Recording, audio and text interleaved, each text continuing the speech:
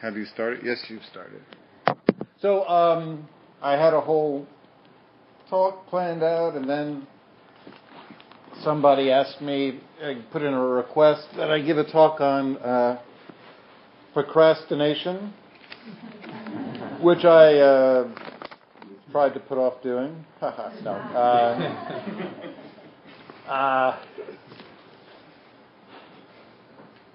Procrastination. So before I get into the heart of what it is and how to work with it, I have to remind you or make you familiar with a couple of very core Buddhist concepts that I'll be using to discuss how procrastination works and how we can get a handle on it. The first core Buddhist concept is the idea of mindfulness, what the Buddha called sati, or mindfulness. And what mindfulness means is that the Buddha said we have this tendency to be overly externally focused in our lives. We tend to fixate on everything that's going on around us, what people are doing. And we generally don't tend to have very much awareness of what's going on inside of us. So if we're angry with someone, we repeat the story of the things that they did that we're unhappy with. But maybe the most we'll be aware of is that we're just shaking with rage, or that we feel hot.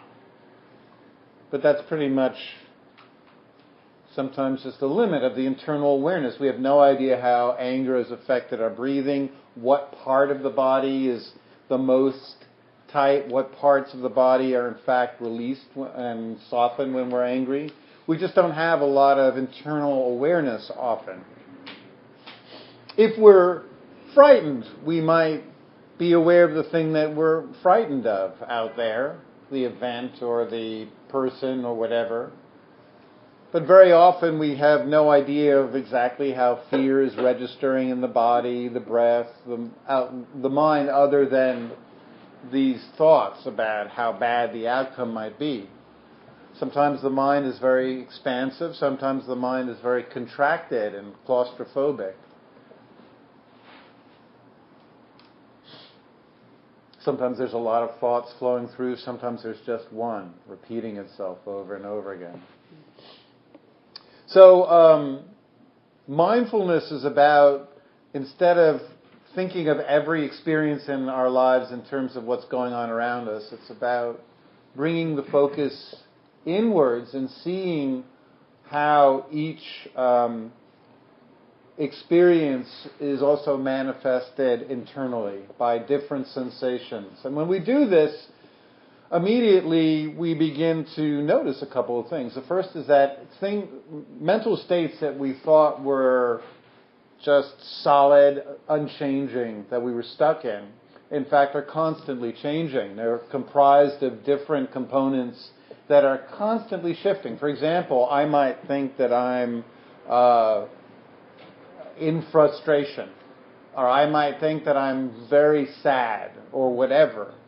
And so long as my mind is externally biased with what's going on around me, I'll feel very powerless and I'll feel like I'm stuck. But the moment I bring my awareness inwards and really see what's going on, I'll notice that sadness has a certain body tone, it has a certain breath to it, it has a certain feeling of sluggishness, the mind feels heavy.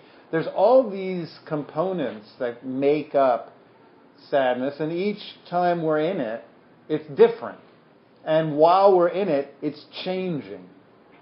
And just this wisdom that, what I'm feeling sad today, or what I'm feeling angry today, the thing I'm feeling sad about, or the person I'm feeling angry with, that might not change, but the internal sensations are changing. Moreover, I have some control over what's going on in my body. I have no control over what other people do. So if somebody's infuriating me, if somebody's irritating me or making me feel, or not making, is creating situations where I feel unhappy with, I have no control over them, but I do have control over the ability to influence the way my body feels at any given moment. It's a way in to change whatever I'm experiencing.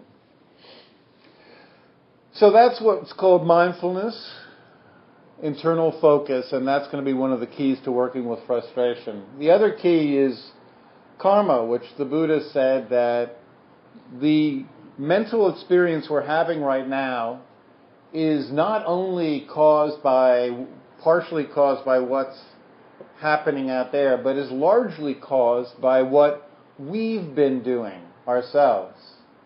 For example, a habitual gambler might go to the poker table and might lose his rent check in a game of poker. Now, if he blames the game of poker, certainly that's part of it. But if he's unwilling to look at his addiction and the fact that he's going around gambling all the time, he's only looking at part of the story. If I go into the subway with an expectation that everybody has to fall in line with my particular ideas of the way people should behave, I'm going to be constantly upset by people. Now, for instance, I might get into the subway and some kid might not stand up for a pregnant woman or for an older person or whatever. But they're not familiar with my morals or my ideas. And the more I rigidly hold on to these ideas and these sense of what's right and what's wrong, the more I'm going to be upset. So I'm bringing something in. If I instead let go of that rigidity, then there'll be less suffering in my life. If I let go of my addictions, there'll be less suffering. When people are desperate, for example, to get into a relationship because they think that's what's going to end their loneliness, so they look for an external solution. They pick up the first girl or guy that passes by, and after the sex and the first couple of weeks of wonderfulness, then they realize, oh my God, this person's a schnook. Then the only thing they notice is the schnookiness of the person. They don't notice I was desperate. I was not seeing all the red flares that were going up the moment I met this person. I'm driven into finding somebody, and I'm just picking somebody, but I'm just seeing the fault in them. I'm not seeing the shit I'm bringing to the table. And of course, again, we have control over our role in all these events. We may not be able to control the world, the people who don't stand up for old people, or the people we're in relationships with, or the people we work with, but we can change our expectations and our cravings and the things, and the ideas that we carry into each moment. This is our role in causing often our suffering. Also, if we're just in a mind that's constantly stressed out, when we sit down and meditate and there's no reason to be upset, we're in a wonderful room and everybody around us is peaceful, and then we settle down, and then the body is filled with energy and the mind is ping-ponging around, and we can be like, what the fuck is going on? I'm not doing anything right now. I'm not at work. I'm here. I got a nice cushion, sitting next to some attractive people, and my mind is just flipping out. Well, that's karma. That's the fact that we've been racing through life, racing around, and suddenly we reach a place where we want to stop, and the mind doesn't stop. Finally, the Buddha said that also playing forward, everything we do now has two kinds of results. It has the immediate result right here, and it has the long-term result. The immediate result is very transparent to us. If I smoke crack, I'm pretty much aware that I'll feel pretty good in the short term. I don't know, I probably wouldn't, but whatever. If I shot dope or whatever, it would feel good in the short term, but in the long term, it would have devastating repercussions not only on my life, my health, but my mind would feel a sense of shame and a sense of having given up long-term sobriety and having, done something that's not a spiritual solution, not finding a lasting solution to whatever was causing the stress in the first place. So, on the other hand, sometimes things that feel kind of shitty and difficult in the short term, in the long term make us feel really peaceful. Making an amends with somebody that we've injured. In the short term, when we apologize, it feels kind of shitty. It's nobody's favorite thing to call up somebody and say, hey, I did like a shithead or whatever. I was, stressed out. I don't really feel happy with what I've done. I want to own up to it. But in the long term, the amount of relief we have that we no longer have to carry that sense of guilt around with us, and guilt is something that we carry around with us all the time. It doesn't go away. The Buddha's Korda, one of the Buddhist concepts of karma, is that when we do something that's shameful and causes guilt, it makes the mind a much less pleasant place for us to reside in. So when we let go, when we make up for these things, even though it doesn't feel pleasant in the short term, in the long term, the benefits are numerous. In fact, they far outweigh the short-term stress. But unfortunately, the human mind tends to go for what feels terrific in the short term. Doesn't matter what the long-term consequences. Why? Well, we're set up to survive in the short term, not to worry about the long term. It's just the way that we were programmed from millions of years of evolution. Frankly, the average lifespan when the brain was settled was something like 21, so all of us would be pretty much dead. We've all outlived our our planned lifespan, or the predictable one. The world was such a dangerous place. Basically, the brain is just set up just to survive for another day. So we have that kind of thinking. What will make me feel good right now? Damn the long-term consequences. Unfortunately, we tend to live a lot longer, and we have to live in the long-term results of our actions.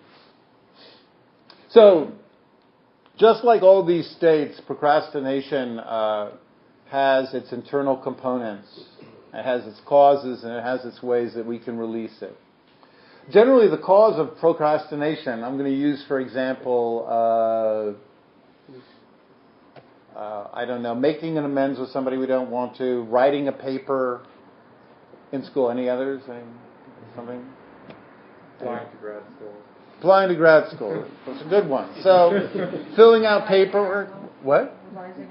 Revising an article. So, doing some writing, filling out forms, learning how to program of these, something. Whatever they call it these days. I was going to say a VCR. I'm like 150 years old now.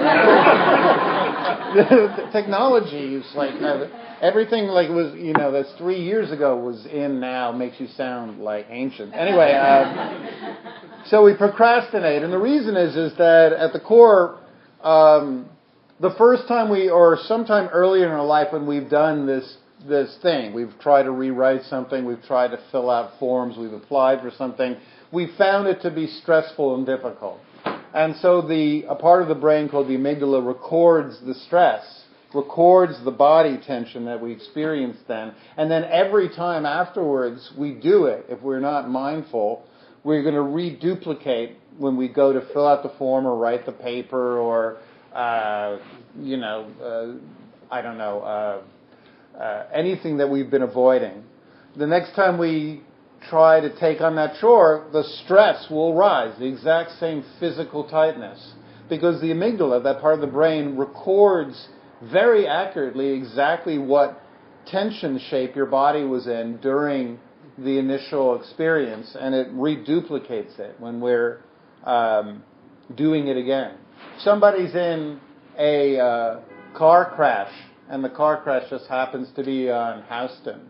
The next time they approach Houston, their amygdala will see the sign, and their body will start assuming the position of about to be in a crash. All those muscles will start to tense. So when we go back to the activity that we've been avoiding, the body gets stressed and the mind realizes it. It realizes that there's all this underlying tension. There's a part of the brain called the insula that reads it and reports, oh shit, I'm about to do something that I don't feel good about. Something that I've associated with difficulty. So what happens next is the brain floods us with two kinds of thoughts. A, this is going to really suck. I hate doing this. This is going to be painful. And B, distractions that would feel much better in the short term. Like, I really do have to watch that Battlestar Galactica episode. Graduate school can sit back. Battlestar is going to win out. Because I'm stressed, I'm breathing shallow, my mind is contracting around all the thoughts of how difficult this is going to be, and I'm not going to do it right, and I'm going into these stories of how painful it will be. And meanwhile, there's Battlestar Galactica just hanging out there, seeming so shiny and easy and free of stress and wonderful. Or maybe it's whatever form your distractions take shape in. So this entire set of experiences creates an underlying state that's very filled with stress. The next thing to note then is because it's filled with stress, we tend to choose the thing that feels good in the short term, the distraction, rather than going through the thing that will make us feel better about ourselves in the long term, but will require going through stress right now. The mind again chooses the thing that feels easy in the short term because it's unaware or it hasn't acquainted itself with the truth that if we do put in the time, that we will feel better in the long run. Now, one of the causes of procrastination that's also very addressable is that we tend to reward ourselves not for the effort we put into our endeavors. Instead, we tend to only reward ourselves when we complete something and when we feel it looks good in comparison with everybody else's work. In other words, we're very externally biased in how we reward ourselves. If we take 2 hours to try to write something and nothing comes of it, we don't feel good about ourselves. We tend to withhold a sense of feeling good about what we've done, only doling out a sense of satisfaction and acknowledgement to ourselves when we've completed a task to arbitrary standards. So if I have to rewrite a paper or fill out a form, I'll only reward myself not if I tried for a while. I'll only reward myself if that form is completed and I've written a great essay, or I've rewritten that paper, or I've done this assignment, or I've called up the dentist, or I've made that amends, and the amends went well. So I'm making the sense of rewarding for myself completely contingent upon the results externally, rather than all the efforts that I put into it. Now, this is very important. There was a very wonderful clinical study where they broke down grade school kids into two groups. The first group was kids whose parents rewarded them for their grades. The second group was kids whose parents rewarded them for their efforts. And if you can't guess the results, I found that the ones who were rewarded for their efforts went a lot further in school, were much happier, much better socialized, and tended to be much more creative thinkers. The children who were rewarded for their grades, for how well they did in the end result in comparison to others, wound up, in fact, dropping out on average a lot earlier, were far less creative thinkers, were far less happy socializing with other students, and were generally more combative with their teachers because they simply saw the entire endeavor of learning as a way to get a grade, to get rewarded by their parents. So we tend to internalize this poor tendency of only rewarding ourselves based on, or only feeling good for our efforts based not on the effort, but simply on what's the end result of our work. This sets us up for even more stress and even more procrastination. Finally, the last piece in the puzzle is that every time we put off or avoid doing something that we know would make us feel better or make us feel more a greater sense of ease in the long term, or put off something that we know would be good for our health or good for our relationships with others, every time we put something off, it doesn't go away. Avoidance doesn't make the chore go away. There's a little part of the brain, in Jewish terms it's known as the Internal Nagger, that nagging voice that lets you know that you're avoiding something. Sometimes it's just a feeling in the back of the neck. Sometimes it's a little voice that says, you didn't do that. Sometimes it's a poking feeling or hollowness in the chest. But there's always a part of our experience aware that we're avoiding something. Not doing things doesn't make them go away. It just adds more stress. And the more stress we add to it, the more we procrastinate. So this brings us to solutions. The first, working with procrastination. The first, as in all mindfulness practice, is to put aside the stories that the mind will tell us about how bad this is going to be or how painful. Bring the awareness within and see what comprises the state of avoidance. When I'm trying to do something or I'm avoiding it, when I think about doing something and that feeling comes up of, I just can't. What comprises that state? What is inside the breath? What parts of the body get tense? Without any judgment, just bring your awareness inwards and see what's there. While you keep the notion of, okay, I'm opening myself to this idea, see if you can breathe and relax the parts of the body that are comprising your resistance. See if you can find, in my case, when I'm avoiding something, there's very often a choking here in the throat. There's very often a tensing in my brow. And if I breathe and I relax that, and I release the tightness here by breathing through it, I can be more at ease and can help myself begin the first steps into doing something. Another is that we're going to reward ourselves for however little effort we put into something. It's a long-term project, but if we're putting off something, it's much better to put 10 minutes into it and then feel good about the 10 minutes than to simply put no time into it and then beat ourselves up over the fact we didn't put anything into it. Why is that? Because the beating yourself up over not doing something, over avoiding something, just creates more stress. And I think we've already determined that procrastination is filled with stress enough already.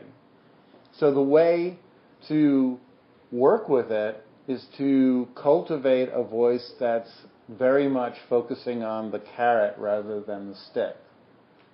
Even if you put 10 minutes or 15 minutes into writing a paper, the more you associate that endeavor with being rewarded and not associate the endeavor of writing or filling out a form with being critical of yourself, being frustrated, beating yourself up, that change of association will then further relax the body, and will slowly begin to rewire the amygdala so that it doesn't fill the mind and the body with so much stress each time we approach doing whatever chore we avoid. Next, it's also very, very important throughout life to take time and appreciate every act of virtue that was difficult for us but made us feel good in the long term. That practice of refocusing the mind away from short-term results and noticing what the long-term results of our actions will then create much more insight when we are avoiding things. We'll realize, hey, wait a second. There's not just how I feel right now and play. There's also going to be a long-term result to this that I'm going to have to live in. And I deserve to be happy.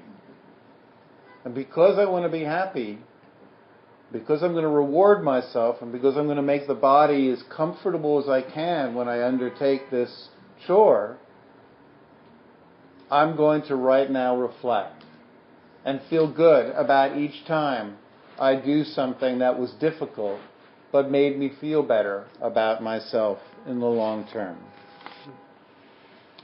Let's see if there's anything else. The loudest cough. I had to check if I was shot.